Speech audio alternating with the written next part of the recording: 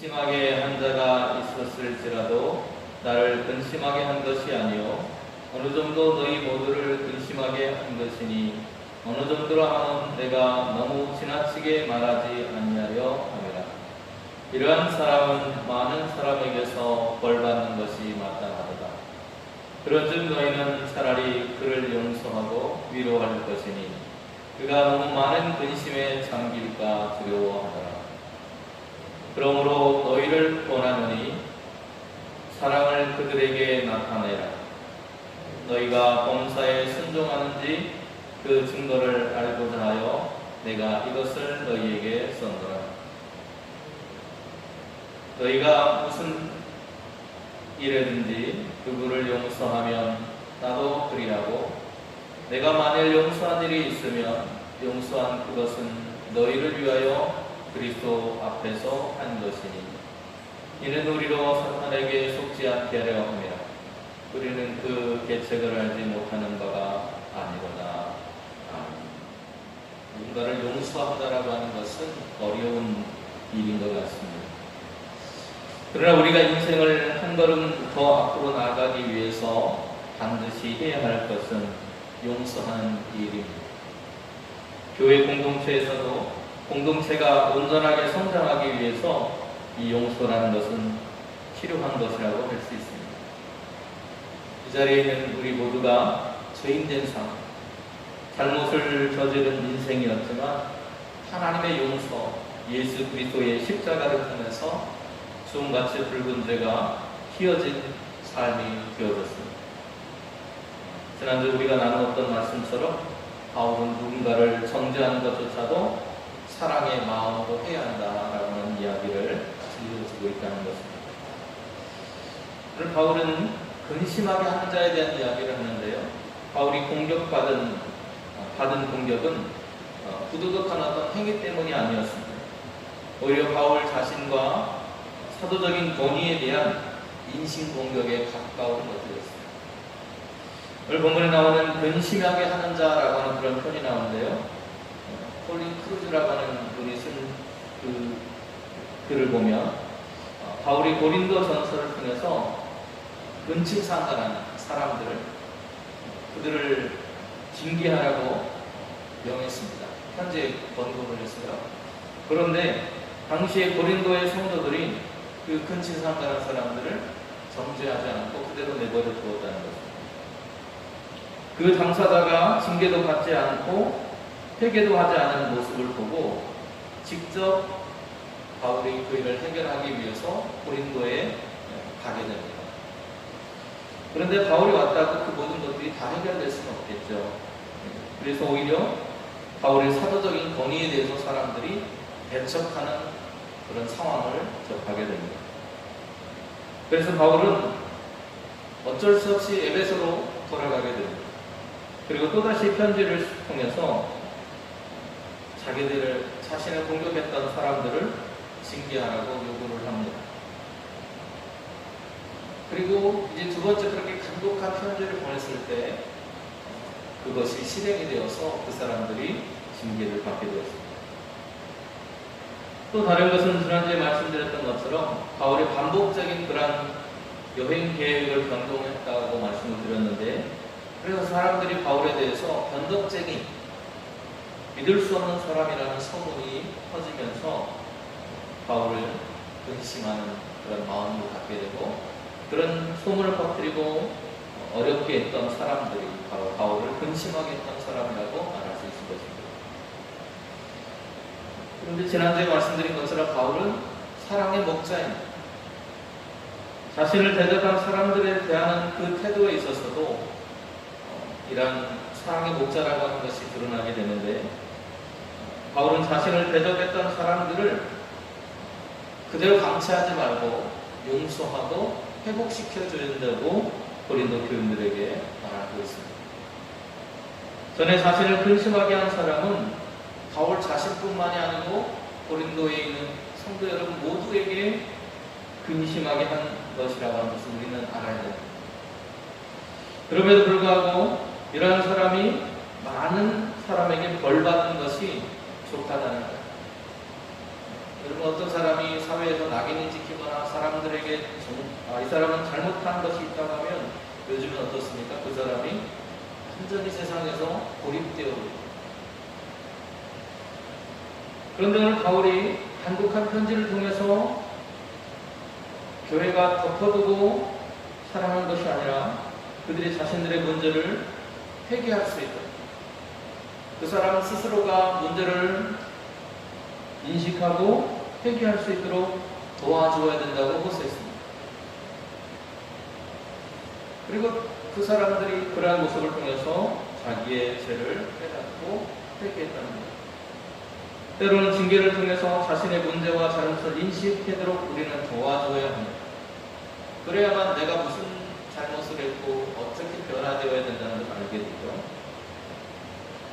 그리고 그것에 대한 징계를 마쳤다면, 그리고 그가 돌이켰다면 교회는 그를 용서하는 것도 알아야 된다는 것입니다.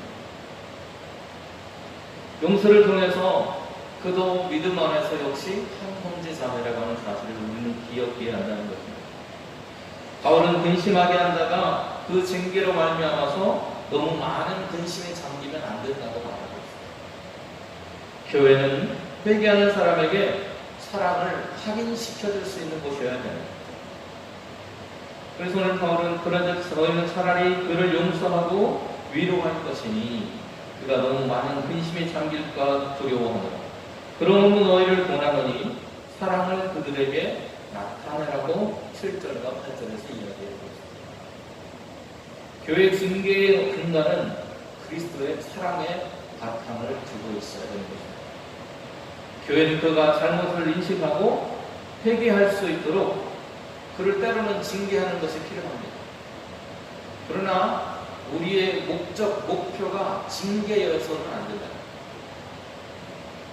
우리의 목표는 그가 죄를 깨닫고 돌아오는 것, 그래서 공동체에서 다시 그들과 함께 어우러질 수 있는 것까지여야 됩니다. 그가 공동체의 일원이라고 하는 사실을 믿지 않도록 하는 일이 바로 용서와 포용하는 자세라고 바울은 말하고 있습니다. 아이들이 잘 보는 동화책이 있는데요. 빅토르 위고라고 하는 사람이 쓴 레미제라고, 우리말로 하면 장발장이라고 하는 제목으로 아이들이 읽는 동화책이 있습니다. 그 책에 보면 이 장발장이라고 하는 사람은 조카들의 배고픔을 달래주기 위해서 빵 한 조각을 훔치게 되는데요. 그 빵 한 조각을 훔친 죄값을 몇 년을 치렀냐? 감옥에서 19년이라고 하는 시간을 보냈습니다. 그는 범죄자로서 19년 동안의 죄값을 치렀습니다. 그리고 그가 사회로 돌아왔습니다. 그런데 세상은 아무도 이 장발장이라고 하는 사람을 받아주지 않았습니다. 그 어느 것도, 음식을 먹는 것도, 쉴 것도 제공해주지 않았습니다. 이에 분노한 장발장이 그에게 숙식을 제공했는 성당, 그를 받아주는 곳이 딱 한 곳이 있었는데 그 마을에 있는 성당의 신부님이 그를 받아줬습니다. 그런데 이미 그의 마음에는 뭐가 가득해요? 세상에 자신을 배척했다는 미움의 그런 마음이 가득합니다. 그래서 그 성당의 신부님과 그 성당이 자기를 대접해주고 공경해줬음에도 불구하고 자기를 대접해줬던 응접시와 은스푼을 훔쳐서 도망가게 됩니다. 그때 그를 도와줬던 분이 미리엘이라고 하는 그런 신부인데, 이 신부가 도둑이 아니고 경찰에 잡혀온 그 장발장을 이 사람이 도둑이 맞냐고, 훔쳐간 것이 맞냐고 물어보니까 그 사람은 도둑이 아니고 그 접시와 숟가락은 제가 선물한 겁니다. 그리고 은초 때도 내가 줬는데 이 사람이 놓고 갔네요 라고 하면서 이 장발장이라는 사람을 사랑으로 감싸고 있습니다. 그 사건 이후로 이 장발장이라는 사람은 과거를 청산하게 됩니다. 그리고 어떻게 하면 사람들을 도울 수 있을지를 생각하고 온 힘을 다해서 성실한 사람으로 살았습니다. 그리고 시장으로서 역할도 했었고 여러 가지 일들을 했지만 결국에 여러 가지 그런 사정이 있어서 그것을 떠날 수밖에 없었지만 끝내 그는 자신의 삶을 돌이켜서 새로운 인생, 사람들을 돕는 삶을 살다가 인생을 마감한다는 얘기입니다. 모두가 무관심하고 냉대했던 그를 용납하고 받아준 한 사람, 바로 그 미리엘이라고 하는 그 신부의 한 사람을 통해서 그의 인생이 변화될 수 있었습니다. 우리는 용서받은 공동체로서 하나님의 사랑을 받은 사람으로서 우리의 믿음의 형제들을 죄로부터 경계해 주어야 할 의무를 가지고 있습니다. 그러나 그들을 죄로부터 경계해야 하는 것으로 끝나서는 안 되고 오늘 그러한 징계까지도 사랑의 원리를 통해서 행해져야 한다는 것을 기억하고 결국 그들을 우리의 마음으로 품을 수 있는 그리스도의 사랑으로 품을 수 있는 공동체가 되어야 한다고 바울은 말하고 있습니다.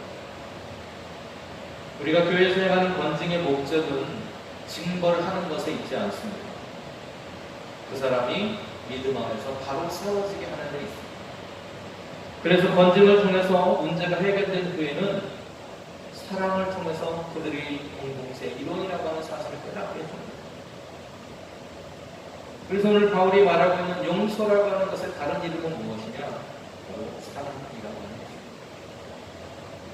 고린도 성도들이 그를 용서하면서 바울도 사도의 권위를 가지고 용서할 수 있습니다.